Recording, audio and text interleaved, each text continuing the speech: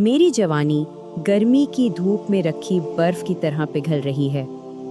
ये अल्फाज हैं हब्बा खातून के, एक ऐसी किसान की बेटी जो मलका बनी और जिसकी आवाज़ एक पूरी कौम की रूह की आवाज़ बन गई।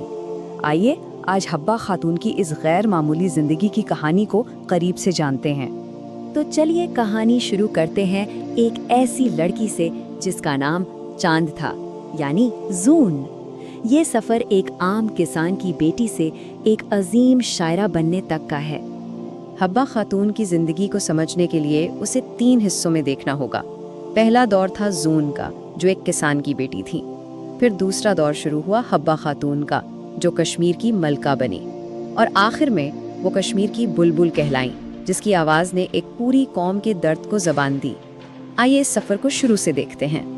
कहानी का आगाज़ होता है 1554 के करीब चंदोर गांव से, जहां जून पैदा हुई। ज़रा सोचिए, उस ज़माने की इंतहाई क़दामत पसंद मुआशरे में उनके वालिद ने उन्हें फ़ारसी और कश्मीरी की तालीम दिलवाने का फ़ैसला किया। ये अपने आप में एक बहुत बड़ा इनकलाबी कदम था, लेकिन ये रास्ता आसान नहीं था। जून खुद बताती हैं कि उनके उस्ताद ने उन्हें बहुत मारा, जिससे ये जाहिर होता है कि इल्म हासिल करने का ये सफ़र शुरू से ही तकलीफ़ और हिम्मत की एक दास्तान था। जोन की पहली शादी अजीज लोन नामी एक अनपढ़ किसान से हुई। ये रिश्ता बिल्कुल बेजोड़ था। एक तरफ जोन थी पढ़ी लिखी शायरा और गुलकारा, और दूसरी तरफ उनका शौहर और ससुराल वाले, जो ना उनके हुनर को समझते थे और ना ही उनकी कदर करते थे, बल्कि वो उन पर जुल्म करते थे। लेकिन सितम ज़रीफ़ी देखिए, यही जुल्म और घुटन का माहौल उनके अंदर की शायरा को और भी ताकत दे रहा था। इसी दर्द को उन्होंने अपने पहले वुत्सन यानी अपनी नज़मों में बयान किया। ये मिसरा चारी कर म्यून मालिना हो सिर्फ उनकी ज़ाती फरियाद नहीं थी, बल्कि ये कश्मीर की उन तमाम औरतों की आवाज़ बन गई जो खामोशी से जुल्म सह रही थीं। और इसी शायरी के नतीजे में उनकी तलाक हुई, जो ज़माने में एक बहुत ही गैर मामूली बात थी। और फिर ज़िंदगी ने एक ऐसा मोड़ लिया जिसकी किसी को उम्मीद नहीं थी। यहाँ से कहानी का दूसरा बाब शुरू होता है, एक ऐसी मोहब्बत की कहानी जो आगे चलकर एक पूरी सल्तनत का नगमा बन गई। हुआ यूं कि एक दिन कश्मीर के शहजादे यूसुफ शाह चक, जो खुद भी शेर व शायरी के शौकीन थे, ने जून को गुनगुनाते हुए सुना और उनकी आवाज़ पर मोहित हो गए। 1570 में उन्होंने जून से शादी कर ली और जून ने अपना नाम बदलकर हब्बा खातून रख लिया, यानी महबूब औरत। 1579 में वो कश्मीर की मलका बनी, लेकिन उनकी बादशाहत का ये दौर सिर्फ 1586 तक ही चल सका।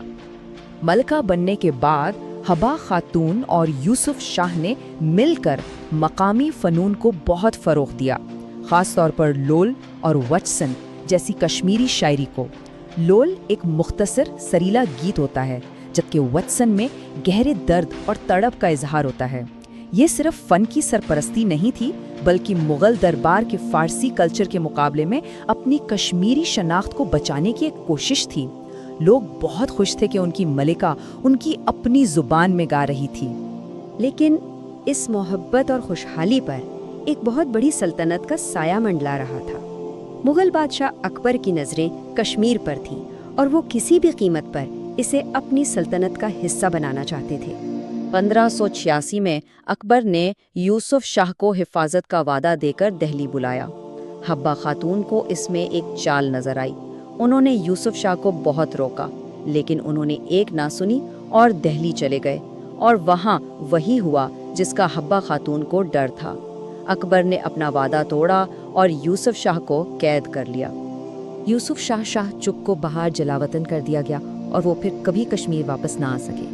एक खूबसूरत मोहब्बत की कहानी अब एक सियासी अलमिया में बदल चुकी थी। ये सिर्फ हब्बा खातून का ज़ाती नुकसान नहीं था, बल्कि ये पूरी कश्मीरी कौम के लिए अपनी आज़ादी और ख़ुद मुख्तारी के ख़ात्मे का ऐलान था। और उसके बाद शुरू होता है हब्बा खातून की ज़िंदगी का तीसरा और सबसे दर्दनाक दौर, मलका के तख्त से खुली वादियों तक का सफ़र। उन्होंने शाही महल की ज़िंदगी को हमेशा के लिए ठुकरा दिया और एक फ़कीरनी की ज़िंदगी अपना ली। जुदाई के उन नगमों ने, जिन्हें विराह श्रृंगार कहा जाता है, उनके ज़ाती गम को एक खोई हुई बादशाहत की इज्तिमाई याद में बदल दिया। यहाँ अहम नुक्ता ये है कि मुग़ल बादशाह को तो कैद कर सकते थे, लेकिन वो मलका की आवाज़ को कैद नहीं कर सके। जुदाई के शुरू में उनके गीतों में गहरा सदमा और दुख था। جیسے وہ کہتی ہیں "یکیاہو گم باغ بنائے ہے", یعنی اے میرے محبوب تم اس باغ سے کیوں چلے گئے؟ اور وقت کے ساتھ ساتھ ان کی شاعری میں انتظار اور تڑپ اور بھی گہری ہوتی گئیں۔ ویلو میانی پوش مدنو، یعنی اے پھولوں کے عاشق میرے پاس آ جاؤ۔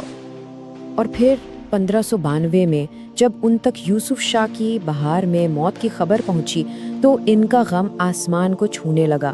انہوں نے لکھا میرا غم آسمان تک پہنچ گیا ہے، میرے گھر پر ایک طوفان نے قبضہ کر لیا ہے اور مجھے بیچ منجدھار میں چھوڑ دیا ہے۔ یہ ان کی تنہائی پر آخری مہر تھی۔ کہانی کے اس آخری حصے میں ہم دیکھیں گے کہ کس طرح ایک گیت، ایک آواز ایک پوری سلطنت سے زیادہ طاقتور ثابت ہوئی اور ہمیشہ کے لیے امر ہو گئی۔ اپنے شوہر کی موت کے بعد بھی حبہ خاتون مزید 17 سال تک زندہ رہیں۔ پورے 17 سال وہ کشمیر کی وادیوں میں بھٹکتی رہیں اور اپنے گیتوں سے اس بات کو یقینی بناتی رہیں کہ ان کی اور یوسف شاہ کی کہانی کبھی بھلائی نہ جائے۔